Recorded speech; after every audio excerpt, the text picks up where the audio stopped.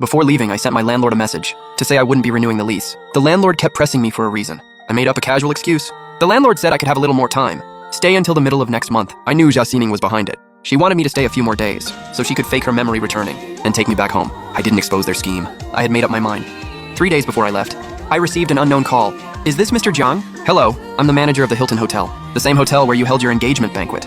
The thing is, someone booked our themed venue in advance and said there would be a wedding banquet here the day after tomorrow, but we haven't been able to reach her lately. There are a few details that need to be confirmed. Would you have time to come in and discuss? I was about to decline, but when I heard the day after tomorrow, my eyelashes trembled slightly. January 18th, the day Jia Xining had planned to recover her memory. And the day I planned to leave, I agreed, hailed a cab, and went.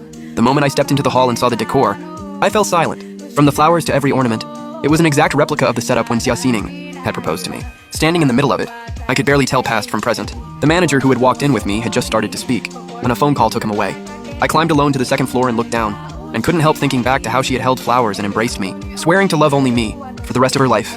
Back then, I had looked forward with such hope to the life we would build together. And yet in just 3 months, all of it had dissolved into nothing, without a trace. I was standing there lost in thought, when the door was suddenly pushed open. Jia Xining, in a long dress, walked in carrying a bouquet of flowers. Gu Haoming followed behind her. Taking in the dreamlike scene before him, he let out an astonished exclamation, his eyes flickering with anticipation. Xining, why did you bring me here? Jia Xining snapped her fingers, looking thoroughly pleased with herself. This is the place where Jiang Chen and I held our engagement banquet. The day after tomorrow, I'm planning to have a few girlfriends bring Jiang Chen here. Then I'll pretend the surroundings trigger something in me, and naturally recall our past together. I brought you here today to do a rehearsal. You play Jiang Chen. Let's see if there are any gaps. With that, she pushed Gu Haoming to the center of the stage, and the performance began. A large pillar blocked me completely from view. I watched in silence as the two of them played their heartfelt scene. My eyes flickered. I had to admit, Jia Xining was genuinely talented at performing. If I were completely in the dark about all of this, coming here in 3 days I might well have been fooled. Luckily I hadn't sunk quite that low yet. The scene downstairs had reached the forgiveness stage. Gu Haoming bowed his head and held Jia Xining close. The originally tender atmosphere began to shift from this moment. 2.5 minutes later, Gu Haoming held Jia Xining gently and murmured, "If you ever feel unhappy after going back to him, you can contact me anytime." Hearing those words, a clarity crossed Jia Xining's eyes. Her voice was full of absolute certainty. There won't be an after. 3 days from now, this all ends. I will belong to Jiang Chen and no one else. I lowered my eyes, concealing what lay beneath, and in my heart gave her my answer. What a shame, Jia Xining. I don't want you anymore. 2 days before I left, I received word that the name change paperwork had gone through. I stepped out and collected my new ID card and passport, now bearing my new name. By the time I got home, it was already evening. I looked up and found Jia Xining waiting at the door. He seemed to have been waiting for me. Seeing me, something uncertain flickered in his eyes.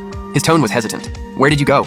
I unlocked the door, my voice perfectly calm. Something I needed to do. Jia Xining slipped his hands in his pockets, feigning indifference. "Nothing much, just... The forecast says heavy rain tomorrow. Just letting you know." He was obviously afraid he wouldn't be able to find me tomorrow, but the excuse was so utterly feeble, I almost laughed. In the end, I held it back and gave a small nod. Noted. Seeing my completely detached expression, Jia Xining felt an inexplicable unease rise inside him. He kept feeling that something about my behavior lately was off. But what exactly was wrong? He couldn't quite say.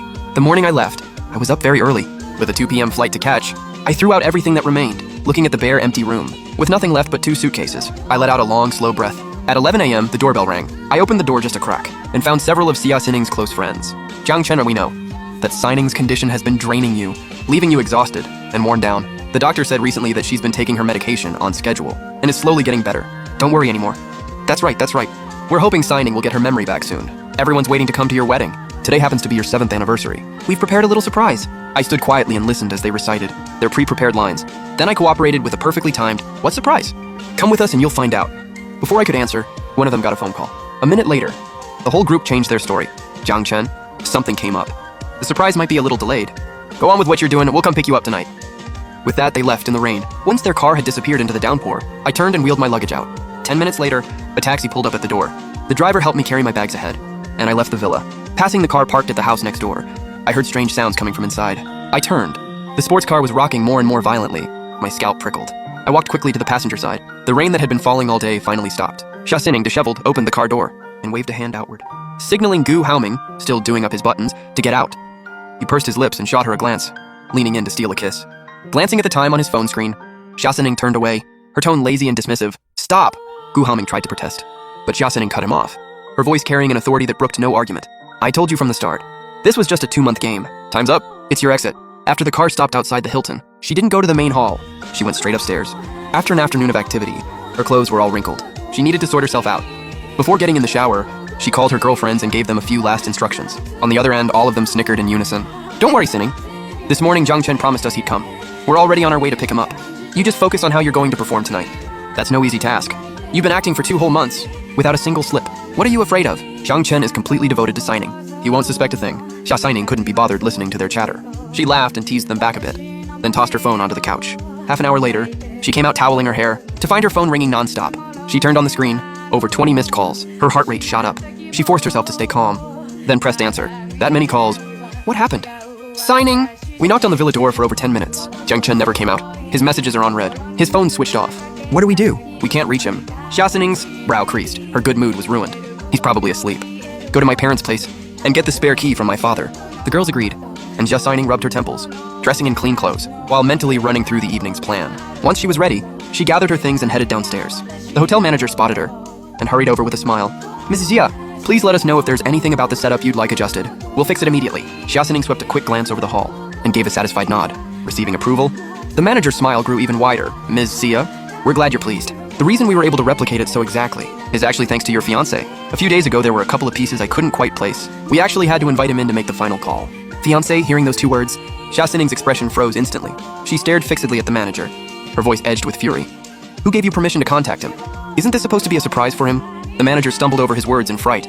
I couldn't reach you, so I called him in as a last resort. You didn't say to keep it secret. I assumed you're engaged. Over a month of scheming, gone. Xia Xining's face flushed with mortification. She was clenching her fist, about to explode, when another call came through from her friends. Xining, it's bad. Zhang Chen has disappeared. Connecting the dots with what the manager had just said, Xia Xining felt her mind go blank. Go and find him. Hearing her screaming, the girls on the phone were nearly in tears. It's not that we won't look. The villa has been completely cleared out. We checked the security footage. He threw everything away this morning and left with his suitcases at noon. No one knows where he went. Word by word, it fell like thunder in Xia Xining's ears. She stood frozen. Noon, a taxi. Every memory she had ignored came flooding back. The manager, still oblivious, was still rambling on in explanation. Actually, even without me calling Mr. Jiang, he seemed to already know about this. He asked me a great many questions that day, and before he left, he gave me a box and asked me to pass it to you tonight. As he spoke, the manager held out the item.